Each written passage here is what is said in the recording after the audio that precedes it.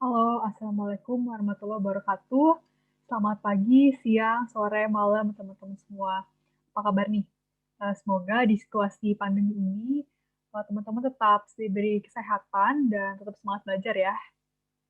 Oke, pada kesempatan ini kita akan belajar mengenai materi energi listrik. Oke, tapi sebelum masuk materi, sebelum aku jelasin tentang materi ini, aku mau ngajak teman-teman kenalan dulu nih. Nama lengkap aku Immanuel Karina, tapi nanti kalau kita ketemu di kelas, teman-teman boleh panggil aku Kak Karina aja, atau Kak Karin juga boleh.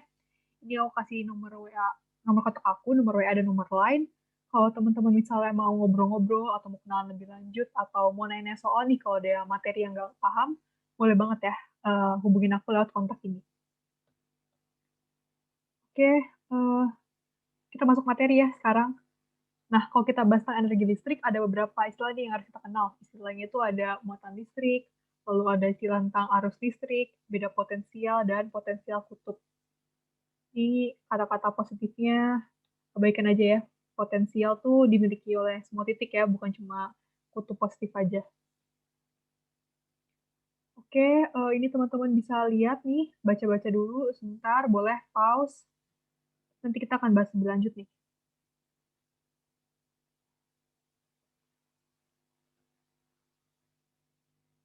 Oke, kita masuk ke istilah pertama, yaitu muatan listrik. Nah, muatan listrik itu apa sih?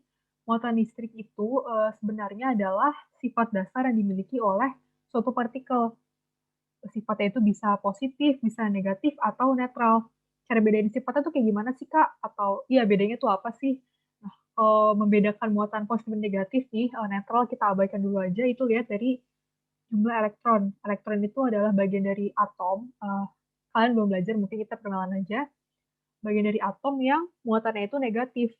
Jadi kalau misalnya muatan negatif, itu artinya dia banyak elektronnya atau dia menangkap elektron, mengikat elektron. Sedangkan kalau muatan positif, itu dia melepas elektron, kayak muatannya positif. Lalu kita bisa lihat juga dari arah medan listriknya. Ini juga kalian kayak belum belajar sih. Tapi gak apa-apa, kita kenalan dulu aja dikit nih. Arah medan listrik itu lihat dari panahnya ya, teman-teman. Kalau dia muatan negatif, maaf, itu medan listriknya tuh menuju ke partikel itu sendiri. Sedangkan kalau dia muatan positif, arah medan listriknya dia tuh meninggalkan si si itu apa namanya partikelnya.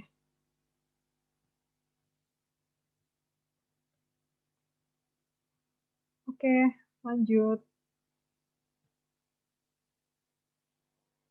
Nah, untuk mengenal istilah-istilah yang lain tadi yang udah aku kasih tahu sebelumnya itu kita pakai ilustrasi aja ya. Kita pakai gambar rangkaian listrik sederhana nih, simple. Cuma ada satu hambatan aja. Yang pertama tuh ada kutub. Kutub itu sebenarnya titik juga, tapi dia adalah pusat dari muatan-muatan. Berarti ya kalau ini kan kutub positif ya pusat dari muatan positif, kutub negatif adalah tempat pusatnya muatan-muatan negatif. Nah, kalau ini kan sumber listrik kita pakai baterai ya, teman-teman. Kalau misalnya mau tahu bedanya muatan apa kutub positif dan kutub negatif nih, kalau di baterai itu kutub positif itu dia lebih nonjol, lebih ya nonjol. Kalau yang kutub negatif tuh dia kayak datar gitu. Lalu juga ada penghantar. Penghantar itu tuh buat mengatakan aliran listrik, yaitu di sini adalah kabel ya, kabel atau kawat nih. Yang ini berarti. Nih. Dan juga ada hambatan. Hambatan ini lampu ya kalau yang di sini. Lalu ada juga istilah lain, potensial. Tadi udah aku tulis di slide sebelumnya. Potensial itu adalah besarnya gaya listrik pada masing-masing kutub. Sedangkan kalau beda potensial ya berarti selisihnya ya. Selisih gaya listrik pada kutub negatif dan kutub positif atau dua titik sembarang. Nah, P ini aku mau kasih tahu sedikit kalau potensial aku lambangin P dari kutub positif itu dia lebih besar dari potensial ini P K plus ini potensial kutub positif ya. Potensial kutub negatif. Karena itulah aliran listrik itu selalu mengalir dari kutub positif ke kutub negatif nih. Kurang lebih begini. Nah, gitu.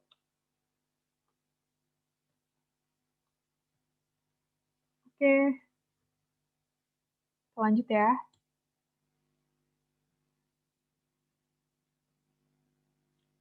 Nah, kita akan bahas rangkaian listrik. Sebelumnya udah sih, itu udah termasuk rangkaian listrik, tapi itu kan secara umum ya. Ini kita akan belajar ke jenis-jenisnya nih. Oke, jadi kalau berdasarkan posisi hambatan, posisi lampu, dan susunan kawat penghantar atau kabel penghantarnya itu ada tiga sih sebenarnya. Ada rangkaian seri, rangkaian paralel, dan campuran. Sorry, aku nggak, yang campuran aku nggak masukin ya. Nah, bedanya itu apa sih? Lihat dari mana? Kita lihat dari susunan lampu-lampu dan juga eh, susunan apa kawat penghantarnya nih. Kalau rangkaian seri itu dia lebih sederhana. Dia itu kawatnya, kabelnya itu gak bercabang. Nih, jadi nih ini kabel satu, hubungin ke lampunya, ambil kawat ini kawat dua, hubungin ke lampu satu, lalu hubungin lagi ke lampu dua. Sorry, ini deh. Lalu kabel tiga, hubungin lagi. Nih, lalu langsung deh ke kutub yang lain, kutub yang positif. Sedangkan kalau rangkaian paralel nih, bentuknya tuh agak lebih ribet. Tapi kalian jangan lihat dari, oh rangkaian seri itu udah pasti nyambung semua tuh, enggak ya. Ya dari susunan kabelnya juga logikanya.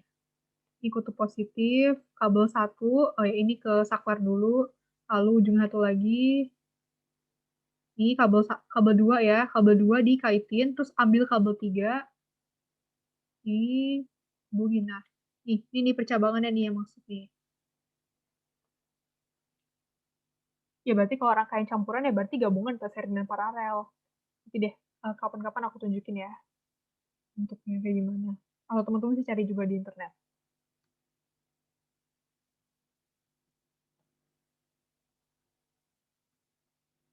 Oke lanjut, kita bahas tentang alat-alat listrik. Ini sebenarnya ini karena deket banget sama kehidupan kita sehari-hari, aku nggak mau bahas terlalu lama ya. Nih, coba aku mau challenge aja teman-teman untuk sebutin alat-alat listrik ada di rumah kalian. Pause dulu boleh videonya 10 detik, nanti on lagi. Oke, lanjut lagi. Alat listrik tadi yang mungkin dari teman-teman sebutin itu, supaya bisa dimanfaatkan, dia itu membutuhkan perubahan energi listrik. Nah, jadi alat-alat itu disebut alat listrik jika dia ya membutuhkan energi listrik untuk bisa dirasakan manfaatnya oleh manusia. Contohnya, kita ambil contoh nih, setrika itu kan ada colokan dan itu harus dihubungin ke stop kontak kan baru bisa kita manfaatin untuk nyetrika. Sedangkan kita bandingin sama sepeda, kalau sepeda kan kalau mau dipakai ya tinggal kayu aja gitu ya, pakai tenaga kita sendiri. Jadi karena itulah setrika itu alat listrik, tapi sepeda bukan alat listrik. Nah, ini nih. Lalu kita akan bahas beberapa mekanisme perubahan energi listrik. Ada beberapa jenisnya teman-teman. Yang pertama, energi listrik menjadi energi cahaya. Nah, kenapa sih lampu pijar itu bisa mengeluarkan cahaya? Jawabannya karena ada suatu struktur yang namanya tuh wolfram. Wolfram itu yang ini nih teman-teman. Nih, yang ini nih ya. Itu kayak sebuah logam sih. Bentuknya tuh spiral gitu teman-teman. Nah, si wolframnya inilah yang mengeluarkan cahaya ketika dialiri listrik. Makanya seakan-akan lampu pijar itu mengeluarkan cahaya. Padahal cahayanya itu dari wolframnya ya, bukan dari lampu pijarnya sendiri. Oke, itu lanjut.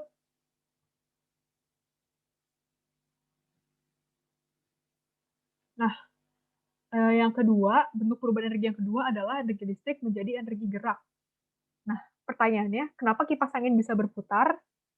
Ini aku kasih gambarnya sedikit. Jadi, kipas angin, dia bisa berputar itu karena bantuan dari suatu suatu alat, suatu struktur yang namanya itu motor listrik nih. Gambarnya tuh yang ini nih teman-teman. Aku cari di internet. Motor listrik nih. Si motor listrik itu dia akan bergerak, akan berputar ketika dihubungin sama listrik. Dan ketika motor listrik yang udah dialiri aliran listrik itu dihubungkan sama baling-baling, baling-balingnya juga ikut bergerak dong, ikut berputar. Karena itulah baling-baling pada kipas angin itu bisa berputar nih. Kalau di tampak bukan kita bongkar ya, kita lihat secara langsung motor listriknya tuh bagian ini ya, teman-teman, bagian tengahnya. Oke, lanjut.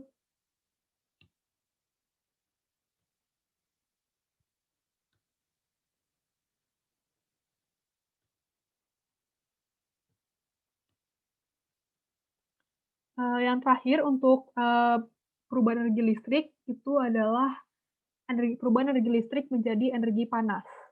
Pertanyaannya, kenapa bagian bawah setrika itu panas? Jawabannya adalah karena bantuan suatu struktur lagi yang namanya elemen pemanas. Elemen pemanas itu biasanya berupa logam. Logam yang sifatnya konduktor ya, mengantarkan listrik. Nah, si elemen terpanas ini kalau dia dialiri listrik, dia akan menghasilkan panas. Nah, pertanyaannya, mau nanya nih, kenapa pegangan setrika itu dibuat dari plastik? Kenapa bukan logam aja kayak kayak, apa namanya, kayak bagian bawah setrikanya itu? Nah, ini ada hubungannya sama konduktor versus isolator, materi konduktor isolator. Nih, kalau kita review sedikit nih tentang konduktor isolator. Konduktor itu merupakan bahan material atau ya, bahan material atau benda gitulah ya, yang menghantarkan listrik dengan baik.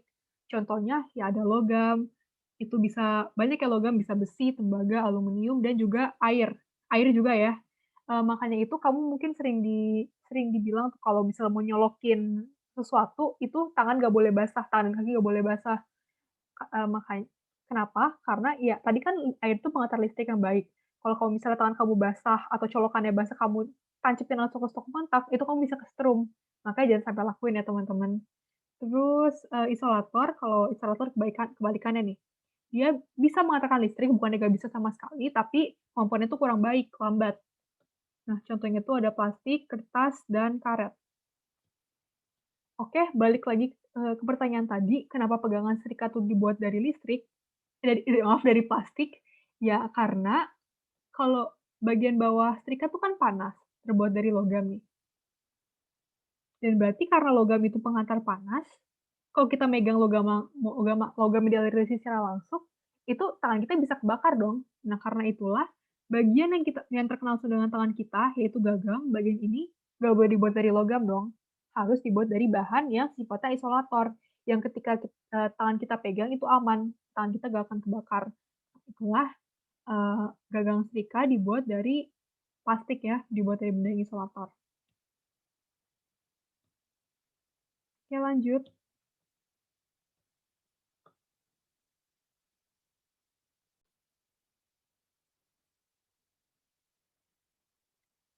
Nah, oke teman-teman, karena tadi kita udah bahas materi nih, supaya makin paham, boleh banget nih kita latihan soal ya.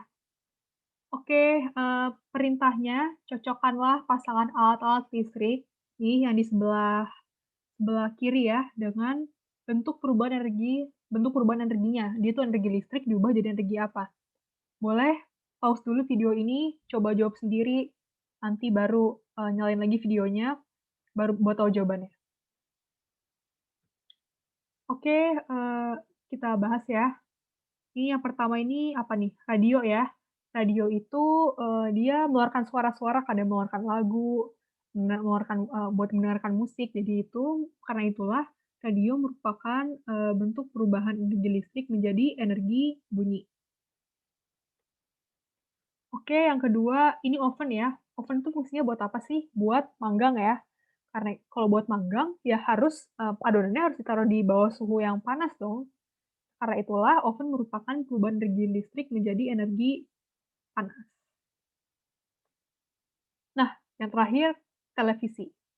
Televisi tuh energi listrik berubah jadi energi apa sih? Kalau radio, itu untuk mendapat informasi berupa suara, kalau televisi kan informasinya bukan cuma suara ya, ada suara dan ada gambar. Nah, kalau yang suara itu udah pasti energi bunyi nih, kalau gambar itu membutuhkan cahaya kan ya, supaya bisa lihat mata kita.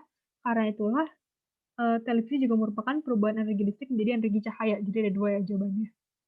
Oke, cocok ini sama jawaban kalian, bener atau enggak?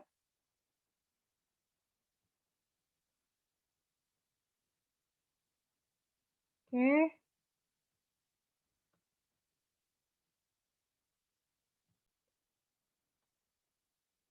Oke, thank you banget teman-teman yang udah ngikutin, udah lihat video ini dari awal sampai akhir, yang udah belajar bareng juga sama aku, makasih banget. Kalau misalnya belum paham, boleh diulang lagi videonya, atau kalau masih belum paham lagi, boleh juga langsung hubungin aku di nomor yang di kontak yang udah aku kasih di sebelumnya.